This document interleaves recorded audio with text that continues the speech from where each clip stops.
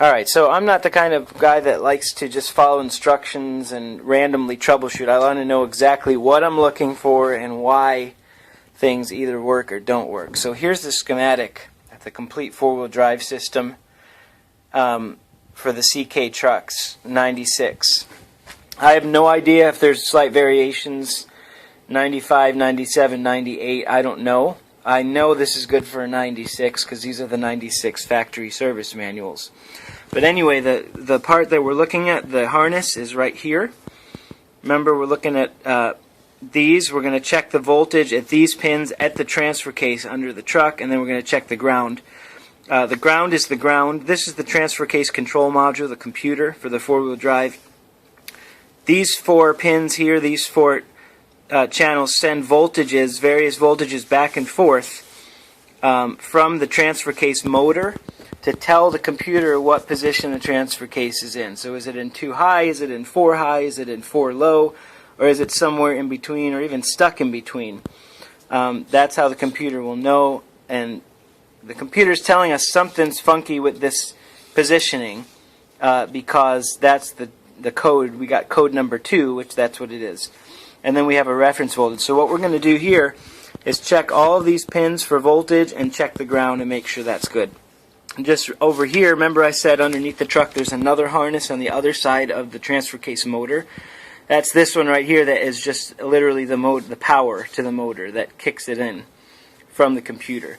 So we're going to check this out. Now if all these check, then that's pretty much a 99.9% chance that this motor assembly itself is bad and we need to swap that out.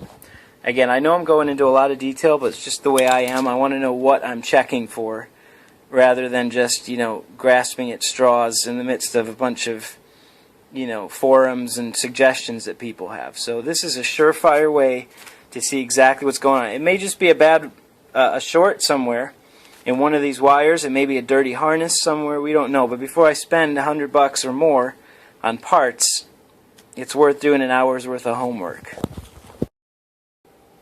And I wanted to show you also, you guys, one other thing. You can get a Haynes manual, you can get those types of things, but I'm telling you, if you work on your own vehicle, the best investment you'll ever make is to get the actual factory repair manuals. Let me show you why. For example, what we're looking at right now, this circuit here, this shows you everything you could possibly need to know. It gives you, at the harness, at the plastic connector, it gives you the pin numbers, or pin letters in this case. It shows you here where it says C224 and it has the letters. It shows you that there is somewhere between the transfer case and the computer, there's another harness on the vehicle. That's what this shows, and that it's number 224.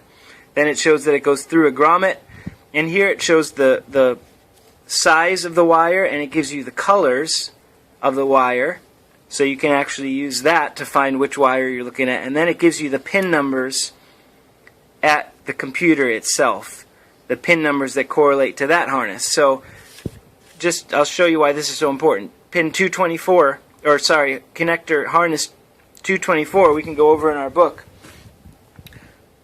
and see 224 IP harness to transfer case. And remember, this is the harness that's between the transfer case and the computer. I know it's a lot of details, but again, I think it's worth understanding all this because your problem could be anywhere. It could be anywhere in here if it's an electrical problem.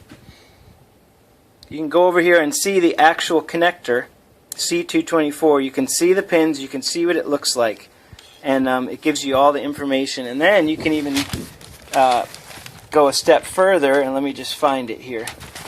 Bear with me, I'm going to flip. A lot of info in these books. You can go look by component. C224, that's our connector. Left-hand rear of engine compartment under the brake master cylinder.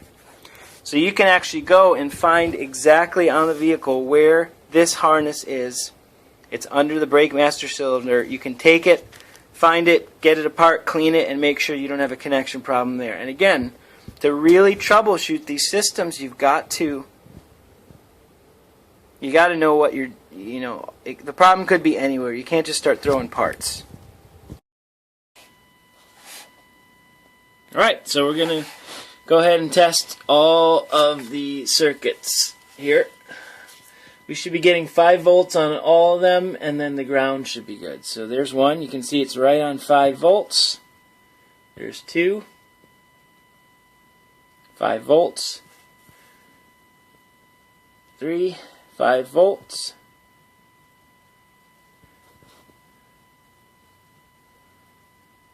4.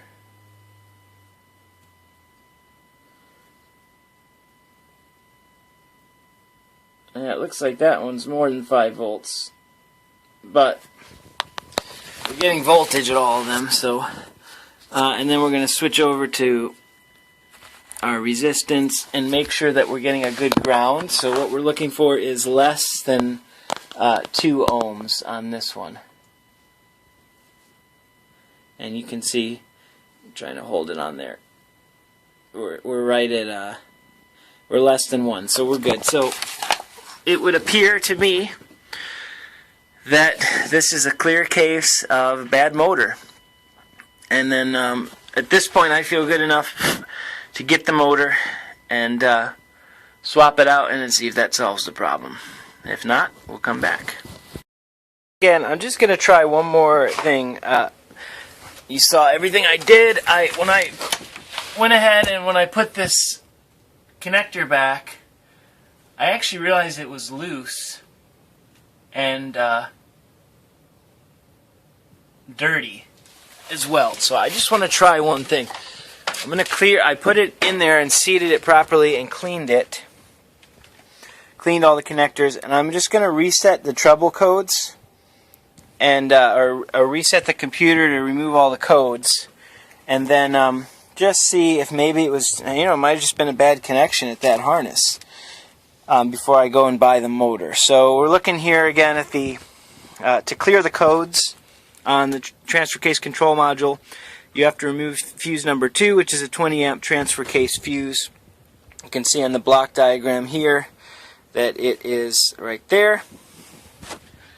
And so we'll just go over here, and you can see that it's up at the top here. So we're just gonna all we have to do is pull that fuse, wait 2 minutes and 30 seconds or more, and then all the codes will be gone, and we'll test out, and maybe we'll see that it was just a bad connection. Alright, so left the fuse out for 3 minutes, replaced it. You have to cycle your key 5 times again. Remember what we had to do to clear that code number 1, because anytime the power is removed to the module, it's going to register as a code, a 1 code. So you have to cycle the key 5 times to get rid of that 1. Let's see what we got now.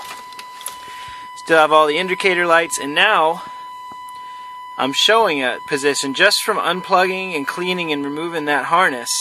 It's showing that the truck is in 2 high, which is better than it was doing before. Let's see though if it'll clunk over to 4 high. And you just heard it move there, and it's flashing. I'm not moving, so it may not even go into 4 high. But it has never done that since this problem started. So again, this is why you gotta go, and it just locked in. So the front axle just locked in, and it just clicked back. This is why you take the time to do your diagnostics. I would have just spent $100 on a motor and another hour swapping it all out, and all it was the harness was loose and dirty. And it appears that I've fixed my 4-wheel drive with no cost at all. And more importantly, if it starts acting up again, you better believe I'm going to go right back to that harness and check that first. Let me just show you one last thing here. This is what I use to clean the contacts. Deoxit. You can get it at, I think I got this at Radio Shack. It's a little pricey. I think this was actually $16 because I needed to get it. You can maybe get it cheaper online. But this stuff, you just spray the heck out of all your contacts. It's sort of like brake cleaner for electronic contacts. You just spray your harnesses and check everything out, and wipe it off with a little wire brush or even a toothbrush or something. And then you should be good to go. So anyway, I hope I hope this is helpful. There's a lot of CK trucks and a lot of four-wheel drive problems.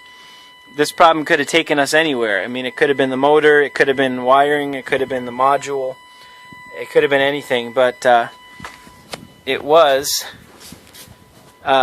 just a harness that wasn't connected, and this is why I had to do this today in Buffalo, New York, because it looks like I'm going to be plowing tonight. I've had to try to plow in two-wheel drive in a pinch before, and it's not fun. So, from Buffalo, New York, thanks for watching.